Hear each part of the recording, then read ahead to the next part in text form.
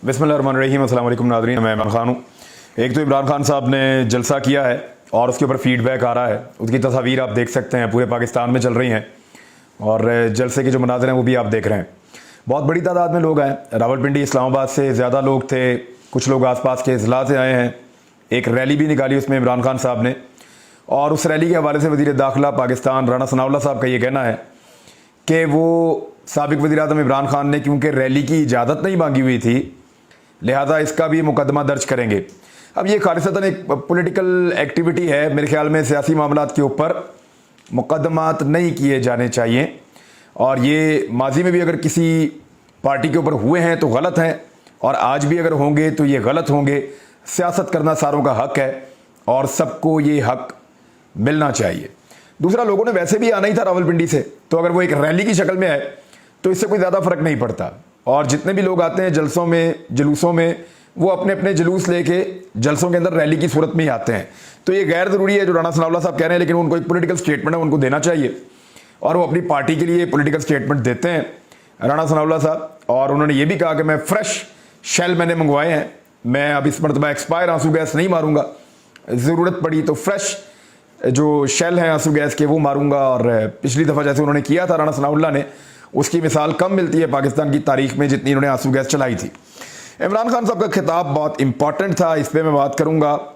और IMF हमारी लकीरें निकलवा रहा है नाक से, ये मरीम नवाज़ ने कहा। क्यों कहा? लोटो के मामले पे मरीम नवाज साहबा के साथ क्या हुआ लाहौर के जलसे में, वो भी आपको बताऊंगा। और इस्लामाबाद पुलिस ने एक ट्विटर पुलिसिंग शुरू की है, वो कैसे, एक अजीबोगरीब काम उन्होंने किया PTI के जलसे को नाकाम बनाने के लिए, वो भी आपके सामने रखूंगा। और एक और चीज़ मैंने आपके लिए रखी हुई है, और ये भी ख़ास चीज़ आपको इसी वीलॉग में दिखाएंगे। सबसे पहले इमरान खान साहब ने क्या कहा वो सबसे इंपॉर्टेंट है। लेकिन इमरान खान साहब के हवाले से इस्लामाबाद पुलिस जो है वो कभी कह रही थी कि दाएं जानिब से पत्थर आया स्टेज के ऊपर, लिहाजा रोका जाए, ये किया जाए। और ट्विटर के ऊपर अहकामात जारी कर रही थी कि पाकिस्तान तहरीक इंसाफ की इंतजामिया अब ये करे, अब ये करे, अब ये करे। और फिर इस्लामाबाद पुलिस ट्विटर पे बता रही है कि स्टेज के पीछे एक बंदा खड़ा हुआ है और वो मशकूक आदमी है। यानी ये ट्विटर के ऊपर कौन सी पुलिसिंग हो रही है? और वो बंदा शायद इनका ट्विटर का मैसेज पढ़ के ही भाग गया शायद। तो मामला ये है कि ये पुलिस का काम है सिक्योरिटी प्रोवाइड करना, ना कि इन चीज़ों को पॉलिटिसाइज करना। ये एक पॉलिटिकल पार्टी के सेल की तरह पुलिस काम ना करे। वो एक रियासती इदारा है और उसको अपनी तौकीर का, अपनी इज्जत का ख्याल करना चाहिए।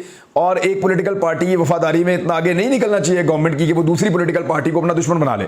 यहाँ किसी की भी हुकूमत आ सकती है, आपको कभी काम करना पड़ेगा PTI के साथ, कभी पीपल्स पार्टी के साथ, कभी आपको किसी और पार्टी के साथ, PMLN के साथ आपको काम करना पड़ेगा। तो पुलिस को अपने आप को मैक्सिमम इन चीज़ों से दूर रखना चाहिए, और इदारों की इसी से इज्जत बनती है। जहाँ जहाँ इदारे ये गलती करते हैं कि अपने आप को पॉलिटिकल पार्टीज के ज़्यादा करीब ले आते हैं, वहाँ पे उनकी तौहीन शुरू हो जाती है। दूसरा ग्रुप जो है वो गालियाँ देना शुरू कर देता है, जैसा कि पाकिस्तान के बहुत सारे इदारों के साथ हुआ है और आज भी हो रहा है। इमरान खान साहब ने इस जलसे के अंदर कुछ नई चीज़ें की हैं, जैसा कि वो रैली लेकर खुद जलसे में आए। दूसरा, उन्होंने वीडियो के क्लिप्स दिखाए, ये भिगो भिगो के इमरान खान साहब ने लगाई हैं, और उन्होंने ये दिखाया और साबित किया कि जब मैं हुकूमत में था तो ये सारे क्या कहते थे। ये सब पेट्रोल के बारे में और महंगाई के बारे में क्या कहते थे, ये आप सुन लें। वो फिर उन्होंने सुनवाया कि नहीं, पेट्रोल तो 70 रुपये सस्ता करना चाहिए, 70 रुपये लीटर होना चाहिए। मिफ्ता इस्माइल कहते थे कि इतने की बिजली होनी चाहिए, पेट्रोल को और सस्ता कर दिया जाना चाहिए। मरीम नवाज क्या कहती थी, नवाज शरीफ क्या कहते थे, वो सारे जुमले उन्होंने सुनवाए। और फिर जब इन्होंने कीमतें बढ़ाई तो वो जुमले भी सुनवाए। तो उसमें उन्होंने कहा जी बिल्कुल बढ़ानी चाहिए कीमत, मुल्क की खातिर बढ़ा रहे हैं, मुश्किल फैसले कर रहे हैं। तो इमरान खान ने कहा जब मैं वज़ीर आज़म था तो तब कम करना मुल्क के मफाद में था, और जब ये बन गए हैं तो ज़्यादा करना मुल्क के मफाद में है। तो ये मुनाफकत इन्होंने की है, और एक्चुअली ये मुनाफकत है, क्योंकि मेरा काम है कि मैं आपको सही सही बात बताऊं। इन्होंने जो पहले कहा था वो गलत था, और जो बाद में किया इन्होंने वो भी गलत था। या तो पहले ही इमरान खान के दौर में कहते कि कीमतें बढ़ाओ, पाकिस्तान को नुकसान ना दो, उस वक्त ये कहते थे कीमतें कम करो, और जब अपनी हुकूमत आ गई तो फिर कीमतें इतनी ज़्यादा बढ़ा दी कि वो वैसे ही पाकिस्तान का नुकसान है। आलमी मंडी में इमरान खान के जाने के बाद कीमतें कम हुई, $129 से $103 तक आई हैं। तो ये इंपैक्ट लोगों को मिलता 30% सस्ता होने की बजाय, या 25% सस्ता होने की बजाय पेट्रोल मजीद महंगा कर दिया, और वो 100% महंगा कर दिया लगभग, डीजल और पेट्रोल। तो ये पाकिस्तान के साथ ज्यादती हुई है।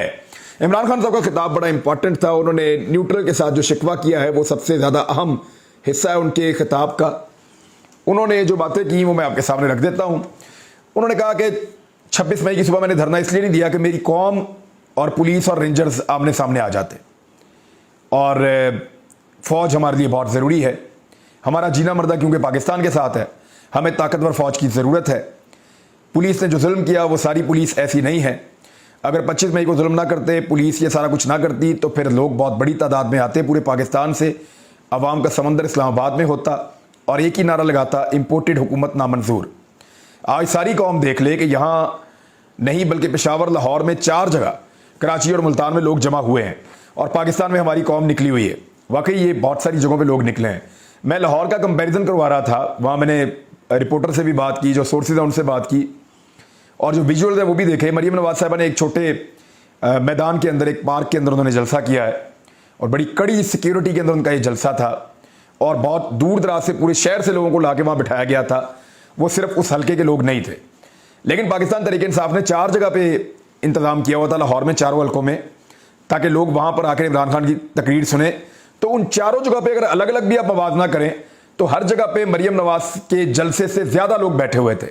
अब लोग कहेंगे ये मैं एग्जैजरेशन से काम ले रहा हूँ, और कुछ लोग एतराज़ करेंगे कि इमरान खान को फेवर मिल रही है मेरे इस वीलॉग में, तो मैं साबित कर देता हूँ आपको। मरीम नवाज साहिबा का जो जलसा था वो एक पार्क के अंदर था, वहाँ पर वो जलसा कर रही थी। जितने लोग मौजूद थे वो भी आप देख लें, और इमरान खान साहब को जो 4 स्क्रीनों पे लाहौर में सुना जा रहा था, वहां जो लोग मौजूद थे वो भी आप देख लें। अच्छा, इस पैमाने पे आपको यकीन नहीं आता तो मैं आपको एक पैमाना और दिखाता हूं।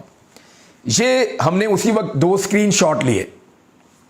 मरीम नवाज का जलसा जियो न्यूज पर लाइव दिखाया जा रहा था, मरीम नवाज का, और इमरान खान का जलसा जो है वो ARY न्यूज पर लाइव दिखाया जा रहा था सेम टाइम में। अब जियो पाकिस्तान का नंबर 1 चैनल है, रेटिंग में भी नंबर 1 है, और सबसे पुराना भी है, और सबसे तेज भी है, और सबसे अच्छी डिस्ट्रीब्यूशन भी उसकी है। ARY को आजकल बहुत सारे इलाकों में बंद भी कर दिया जाता है। तो हमने सोशल मीडिया के ऊपर जब सर्वे करवाया कि ज्यादा लोग किसको सुन रहे हैं, तो सेम टाइम में जब हमने तस्वीर ली तो वो स्क्रीनशॉट आपके साथ हम शेयर कर देते हैं, आप देख लें। ARY को उस वक्त इमरान खान को सुन रहे थे 1,21,000 लोग बराह रास्त। ARY पे 1,21,000 लोग बराह रास्त इमरान खान को सुन रहे थे ARY पे, जबकि मरीम नवाज को जियो न्यूज पे 14,000 लोग सुन रहे थे उस वक्त सेम टाइम में। और जो रेटिंग है वो भी आपके सामने है, वो आप चार्ट देख लें। लगभग 75% लोग जो है पाकिस्तान के वो ARY को देख रहे थे, कोई 10-12-15% के भी, 13% गालिबन, या ऐसे मुझे याद नहीं है, लेकिन बहुत थोड़ा सा जो है वो जियो को देख रहे थे, और बाकी सारे चैनल उसके अंदर थे। तो 70% से ज्यादा लोग जो है वो ARY को देख रहे थे। दूसरी रेटिंग में भी, सोशल मीडिया की रेटिंग मैंने आपको बता दी, 1,21,000 ARY और सिर्फ 14,000 जो है वो जियो न्यूज, यानी 12% आप ये समझ लें, एक तरफ 100 और एक तरफ 12, ये इतना फर्क है मरीम नवाज के और इमरान खान के जलसे का। तो यहां से आपको अंदाजा हो जाएगा ज्यादा लोग किसको सुन रहे थे और लोगों की दिलचस्पी किसमें थी। इमरान खान साहब ने कहा कि इदारों को एक पैगाम दे रहे हैं कि अभी भी वक्त है, इन चोरों से मुल्क को बचा लो, कि हम सबके हाथ से गेम ना निकल जाए। चाहोगी भी तो रोक नहीं सकोगे, ये गेम हाथ से निकल जाएगी। मैं अपने इदारों के खिलाफ जंग करने नहीं निकला। एक तकलीफ यह है कि अमेरिका ने साजिश की, दूसरी तकलीफ यह है कि इस कौम को इतनी ज़्यादा तौहीन की कि बड़े बड़े डाकुओं को मुल्क पर मुसल्लत कर दिया गया। मेरा पाकिस्तान के इदारों से सवाल है, आपने कैसे इन डाकुओं को हमारे ऊपर मुसल्लत होने दिया? मैं इदारों से पूछता हूं, करप्शन के खिलाफ अकेले मैंने ठेका लिया हुआ है? आप ऐसे लोगों को बिठा देते हैं तो मुल्क तबाह हो जाता है।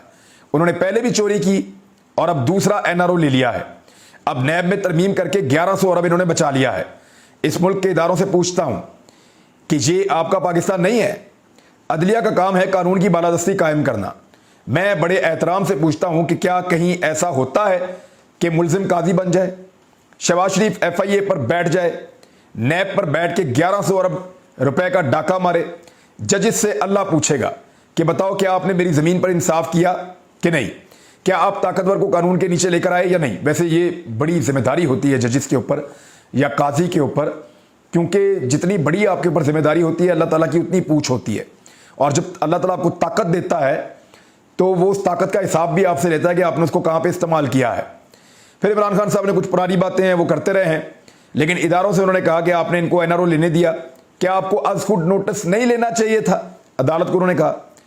और फिर उन्होंने कहा कि जो अपने मुखालिफिन है पॉलिटिकल के, इंपोर्टेड हुकूमत, cherry blossom, diesel, Asif Zardari, सुन लो हमारा जीना मरना पाकिस्तान में है, मेरी कोई जायदाद पाकिस्तान से बाहर नहीं है, सब कुछ मैंने बेच दिया है, अब जीना मरना यहां है। ये तो वैसे पता है इमरान खान साहब मुल्क छोड़ के तो भागने वाले हैं नहीं। इंपोर्टेड हुकूमत का जीना मरना पाकिस्तान में नहीं है। नवाज शरीफ का एहतसाब शुरू होता है तो मुल्क से बाहर भाग जाता है। अब फिर एनआरओ का इंतजार कर रहा है वापस आने के लिए। ये मुल्क नीचे जाता है तो इनको कोई फर्क नहीं पड़ता, ये बाहर चले जाते हैं।